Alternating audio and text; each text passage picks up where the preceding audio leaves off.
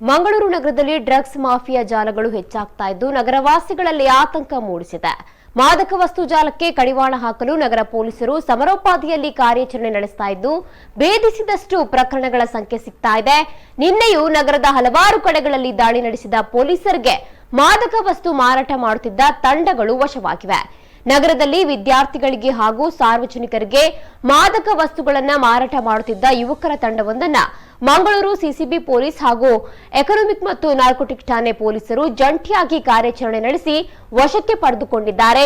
ಮಂಗಳೂರು ನಗರದಲ್ಲಿ ನಿಷೇಧಿತ ಮಾದಕ ವಸ್ತುಗಳಾದ ಕೊಕೇನ್, ಎಂಡಿಎಂಎ, ಎಲ್ಎಸ್ಡಿ, ಪಿಲ್ಸ್, ಚರಸ್ಗಳನ್ನ ಹೊರ ರಾಜ್ಯಗಳಿಂದ ಖರೀದಿಸಿ ಮಂಗಳೂರಿನಲ್ಲಿ ಮಾರಾಟ ಮಾಡಲು ಯತ್ನಿಸ್ತಾ ಇದ್ರು. ಈ ಬಗ್ಗೆ ಖಚಿತ ಮಾಹಿತಿ ಪಡೆದ ಮಂಗಳೂರು ಸಿಸಿಬಿ ಪೊಲೀಸರು ಆರೋಪಿಗಳಾದ ಕಿಶನ್ ಹೆಗ್ಡೆ, ಹಬೀಲ್ ಅಹಮದ್, ಅನಂತ ಕುಡ್ವ, ಗೋಪಿನಾಥ್ ಭಂಡಾರ್ಕರ್ ಎಂಬವರನ್ನ ಬಂಧಿಸಿದ್ದಾರೆ.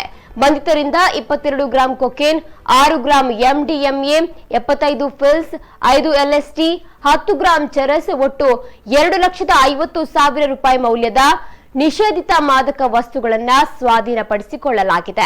ಅಲ್ಲದೆ ಆರೋಪಿಗಳಿಂದ 3 ಮೊಬೈಲ್ ಫೋನ್ ಹಾಗೂ ದ್ವಿಚಕ್ರ ವಾಹನವನ್ನ ವಶಪಡಿಸಿಕೊಂಡಿದ್ದಾರೆ. ವಶಪಡಿಸಿಕೊಂಡ ಸೊತ್ತಿನ ಅಂದಾಜು ಒಟ್ಟು ಮೌಲ್ಯ 3 ಲಕ್ಷ ರೂಪಾಯಿ ಅಂತ ಅಂದಾಜಿಸಲಾಗಿದೆ. ಈ ಬಗ್ಗೆ ಮಂಗಳೂರು ಠಾಣೆಯಲ್ಲಿ ಪ್ರಕರಣ ದಾಖಲಾಗಿದೆ. ಇನ್ನು ಕಂಕನಾಡಿ ನಗರ ಪೊಲೀಸ್ ಠಾಣಾ ವ್ಯಾಪ್ತಿಯ ಬಜಾಲ್ ಕ್ರಾಸ್ ಬಳಿ ಗಾಂಜಾ ಮಾರಾಟ ಮಾಡುತ್ತಿದ್ದ ಮೈಸೂರಿನ ಜಯಪುರದ ಶಿವಕುಮಾರ್ ಯಾನೆ ಶಿವು ಹಾಗೂ ಕುಮಾರ್ ಎಸ್ ಸದ್ಯ ಪೊಲೀಸ್ ವಶವಾಗಿದ್ದಾರೆ.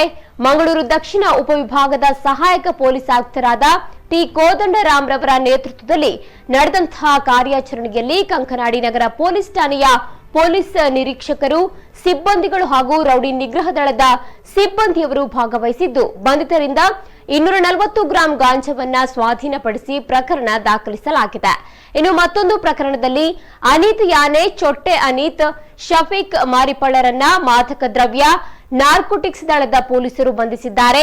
ಈ ಬಗ್ಗೆ ಟ್ವೀಟ್ ಮೂಲಕ ಪ್ರತಿಕ್ರಿಯಿಸಿರುವ ನಗರ ಪೊಲೀಸ್ ಆಯುಕ್ತರು, ಮಂಗಳೂರಿನಲ್ಲಿ ಮಾದಕ ದ್ರವ್ಯ ಜಾಲದ ವಿರುದ್ಧ ಗಂಭೀರ ಸಮರವನ್ನೇ ಸಾರಿದ್ದೇವೆ ಮತ್ತು ಇದನ್ನ ಹತ್ತಿಕ್ಕಲು ಹೆಚ್ಚಿನ ಪೊಲೀಸ್ ಅಧಿಕಾರಿಗಳನ್ನ ನೇಮಕ ಮಾಡಲಾಗಿದೆ. ಕರಾವಳಿ ನಗರ ಮಂಗಳೂರಿನಲ್ಲಿ ಮಾದಕ ವ್ಯಸನ ದಿನದಿಂದ ದಿನಕ್ಕೆ ಹೆಚ್ಚಾಗ್ತಾ ಇದ್ದು ಆತಂಕ ಪರಿಸ್ಥಿತಿ ನಿರ್ಮಾಣವಾಗಿದೆ. ಈ ಗಂಭೀರ ಸಮಸ್ಯೆಗಳ ಬಗ್ಗೆ ವಿದ್ಯಾರ್ಥಿಗಳ ಪಾಲಕರು, ಪೋಷಕರ ಸಹಿತ ಸಾರ್ವಜನಿಕರು ಎಚ್ಚೆತ್ತುಕೊಂಡು ಡ್ರಗ್ಸ್ ವಿರುದ್ಧ ಕೈಜೋಡಿಸಬೇಕಾಗಿ ಮನವಿ ಮಾಡಿದ್ದಾರೆ.